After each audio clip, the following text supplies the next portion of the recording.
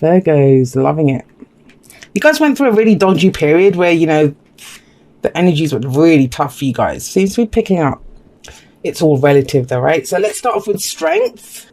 Strength is that. It's inner strength. It's courage. It's that resilience to get through something.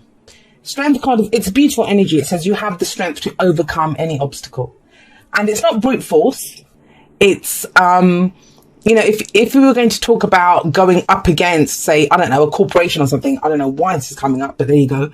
It's more the kind of sit-in, having like a sit-in rather than rioting and protesting in the streets and stuff. That's the difference. Strength is more quiet energy, you know. It's that inner resilience. I can get through this. I can do this. I've got the courage to see this through. And you overcome all obstacles like that. She has that lemnis gate above her head. So she has the knowledge. It's her knowledge that gives her the strength. The lion should be able to rip her apart. This line looks kind of weird in this deck. I don't know. But that's what gives her the strength to get through this. So beautiful energy to have as your underlying energy for the week.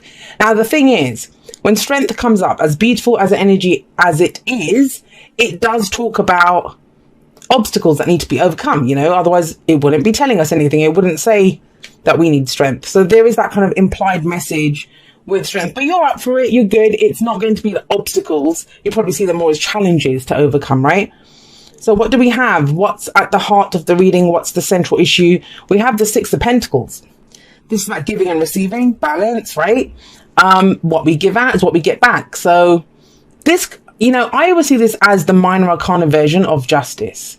Why do I say that? Because that's all about fairness and balance as well. And so is this, you know, fair and equal compensation for work that you do in a relationship. Both people are putting in the same amount. I will say this, if you're looking for some kind of balance, somebody has to go first, right? Somebody has to go first. And I always make that clear with this card, because as much as, you know, both people are giving and receiving, somebody must have gone first. Did these kids hold out their hands to this guy and say, you know, we need some money, and that's when he gave it? Or did he offer the coin seeing the kids, and that's why they came running up to him to grab the money? Somebody goes first, and what you give and receive may not be the same, but it will be equal in some way. It will mean the same thing to both people. I always like that, because think about it. The rich guy's getting, what is he getting out? He's got surplus, and he gets to do something good. He feels good about himself as he does this. And the children give him the opportunity to do that. But he's giving them money, right? They haven't got anything, so he's giving them that. So it is balanced, but you're trying to get balance in a situation now at a very mundane level. I kind of feel there's a situation that you might be leaving behind or getting out of. And this is coming up to say, I don't know why, who needs to hear this, but alone might be your answer. Alone, because that's what the Six of Pentacles is. What you take, you give back then, right?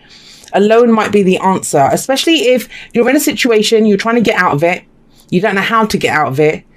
You know, if money's tight, or you think I'm not gonna have anything, it could be alone. It doesn't have to be from a bank. Maybe someone could loan you their support, right? Or loan you a worker or something. It's that kind of energy, right? I don't know who needed to hear that, but there you go. But you have the strength to do this, and maybe it's the strength to ask for this. You know, sometimes we don't ask for our needs to be met. We don't, especially a sign like Virgo. You guys are a sign of service. You'll help people. If someone needs help, you'll go and give help. But how often do you ask for anything back?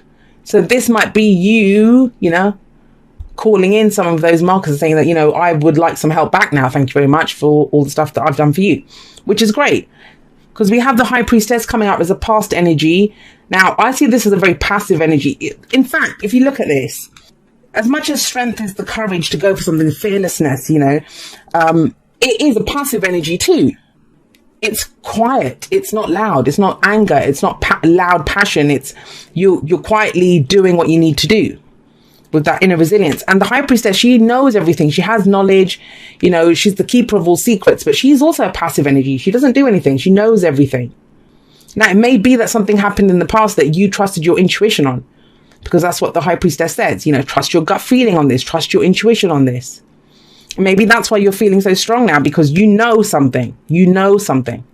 Something may have been revealed to you. She's a tarot card reader, right? She has occult knowledge. She's the kind of, I always see her as the kind of ethereal version of the Hierophant. He's the earthly representation of, like, you know, religion, organized religion, corporations, stuff. She's not that. She's occult study. She's not universities and stuff. So there's something here, some knowledge that you gained. Don't know how you gained it. Someone told you a secret. You figured something out from you had a gut instinct about something, or you learned something, right? I think that's giving you a lot of strength. And more than this, if you're going into a situation, I'd say there's 50-50 chance here. If you kind of didn't believe you had a chance in a situation before, you do have a chance now. You know, it's balanced, it's fair with the Six of Pentacles coming up here. Now, what's coming up in the present? And have a look. All four of your corners are major arcana cards. So we have death coming up here. Death is never a surprise. It's not the Tower. And it's not as harsh as judgment. I think judgment's a lot harsher than death. But it is that kind of energy of transformation, of change. You know, all the things that have been leaving your life. With death, it kind of takes a while to come. It kind of rolls through our life. That's the way I see death. Some of you might be dealing with a Scorpio. There's Leo energy here as well. Pisces at the end there. But, you know, the signs don't own the cards. They just lend their characteristics to them. And what I see here with death coming in, you may have been going through a time where you've been losing things. You know, it makes sense with the Six of Pentacles coming up here. People have been leaving your life. You've experienced losses in some way. And death is not just about loss. It's about death and rebirth, right? We lose things from our life, or they are removed from our life so that new can come in.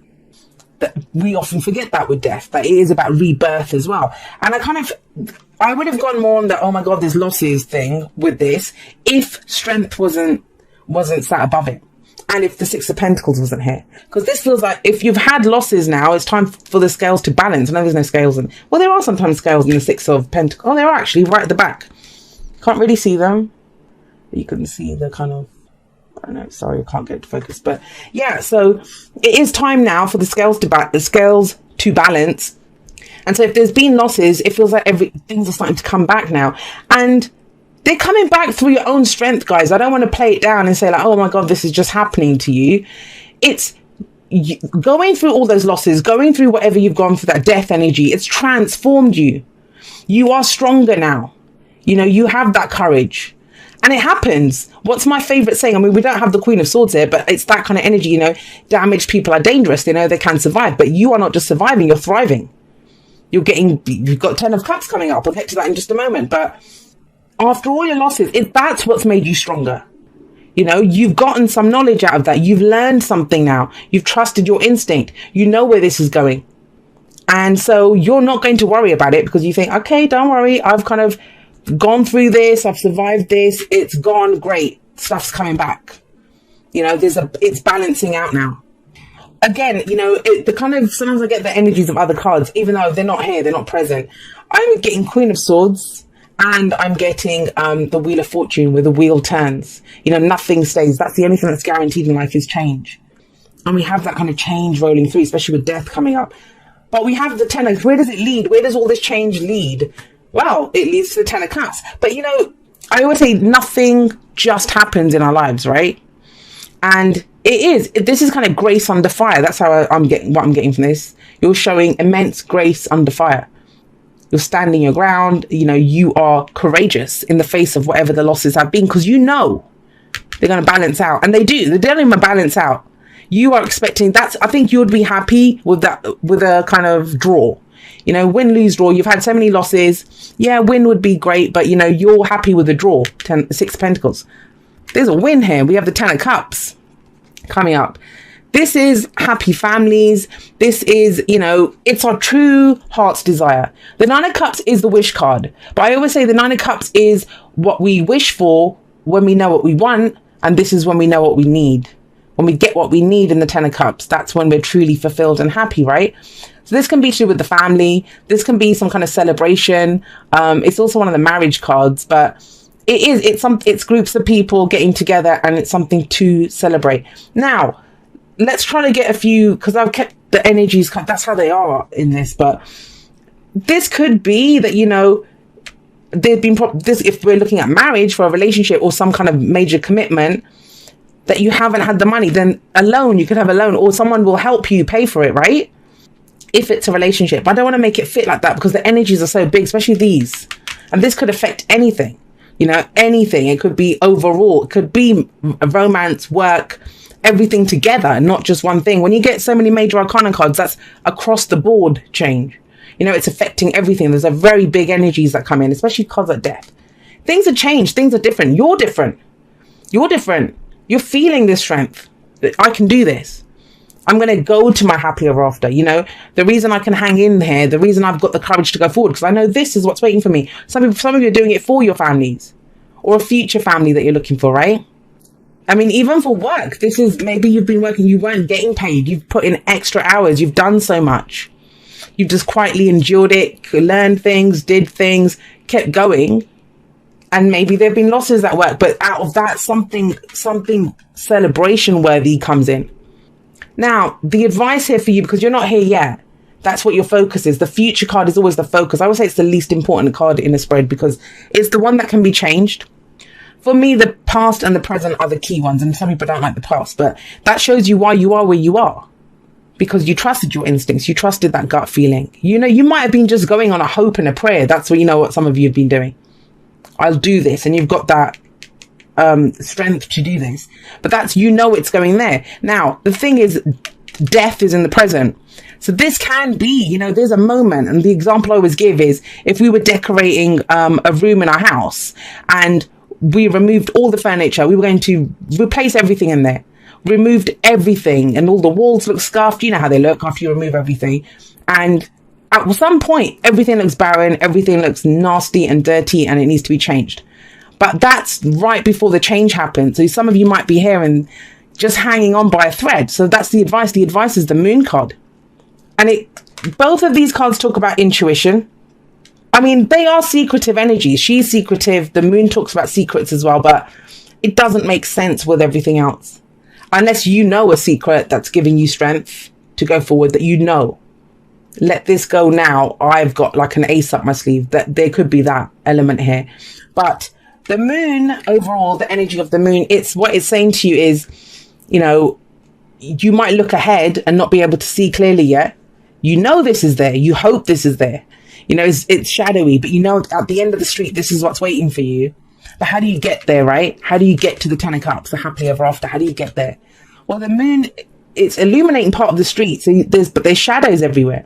It's a card of illumination, but you don't look at what's revealed. You look at what's not revealed. So what's in the shadows? Now, you might say, well, I don't know. I can't see in the shadows. Yeah, you can't. But your brain will start to tell you what's there. You know, your mind starts coming up, that little saboteur, the fears, they start speaking. There's dangerous animals out there. Someone's waiting to attack me in the shadows, that. So what the moon asks you to do is look at your fears and doubts. Look at your fears and doubts. And you may have to tap back into this. Some of you, you've been doing some kind of meditation work or some intuitive work or something, you know, with the High Priestess coming up here. But because it's sat underneath there, it's saying, you can't trust what you see around you just yet. You can't, you know, this is around the corner yet. You can't actually see it. It's not in your eye line yet. You can't see it. But the only thing that's telling you it's not there are your fears and doubts. So have a look at those. But I love the death energy that's coming in with underneath strength. Because it's the strength to endure all of that. Because you know you're going to your happy ever after, right? And I mean, we call it the happy ever after. It's the end of an emotional cycle. You guys have been strong, though. You know, with the High Priestess, it's very passive energy. Someone might have looked at you and not known what was going on. They would have just thought, oh, you know, Virgo's all calm and good about this. And there could have been lots going on. You know, you still, with death coming in, that's transforming you. You are not that same person that you were. So you have, I love you. These are very important words. You guys are keeping it simple, I swear. Focus on love. Look for the good attributes in each and every person in your life. And this is, you know, the basics of who we are. I did a talk, I don't know how many weeks ago, was it in my outro, where I was harping on about love. And I do it all the time on social media as well. Because that's what we are. We are love. Love's been turned into this romantic thing.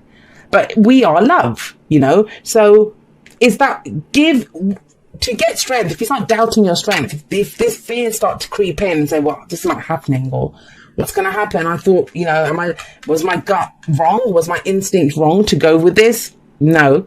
Focus on what you love. And that is love. That is the union of love. You know, that's the groups, the family, Everyone's celebrating love together. And be sure to say I love you to as much as you can. Beautiful. I mean, I love these two together because they're so basic. They just love. What do you love? What's getting you through this? Because that's going to give you the strength to do this. And it will tell those fears to, you know, shut up. If they're meant to come out, they will come out again. But let's see who's that one. All right, not for you.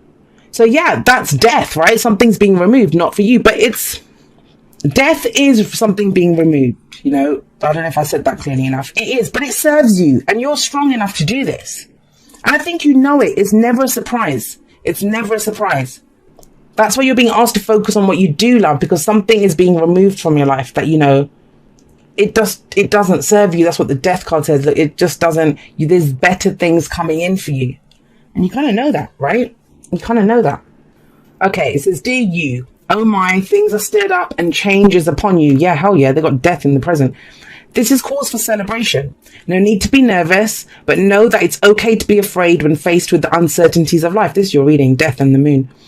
The funny thing is that courage, this is, wow, is that courage doesn't get mustered in the absence of fear, rather in spite of it or even because of it. Step into the unknown now. Let go of the branch you are clinging to and let spirit take the wheel and help steer you to your highest good and most wonderful adventure. All you need to concern yourself with is choosing courage as your ally. Leave the rest up to us. There's a load of miracles being shipped your way.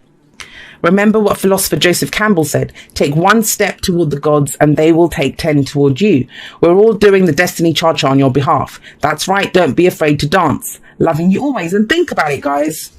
You know, it's that whole take one step. That's why I was kind of making a big deal about it. So who goes first? Somebody goes first here. So it might be going out on a limb. It might be that, but that basically summed up your reading. It summed up your reading. You've got the courage to go for this. And like I said, you might just be in this on a, you know, a gut feeling, on your instinct, on your intuition. And that change starts happening. Things are getting transformed around you. And yeah, fears come in, right? Your fears and doubts, but that's all they are. That's all they are. Even the moon card says, trust your intuition. Don't trust what you see around you. Trust your intuition. And you know what that is because she's coming up here in the past. And it leads to, yeah, miracles, amazing things coming in.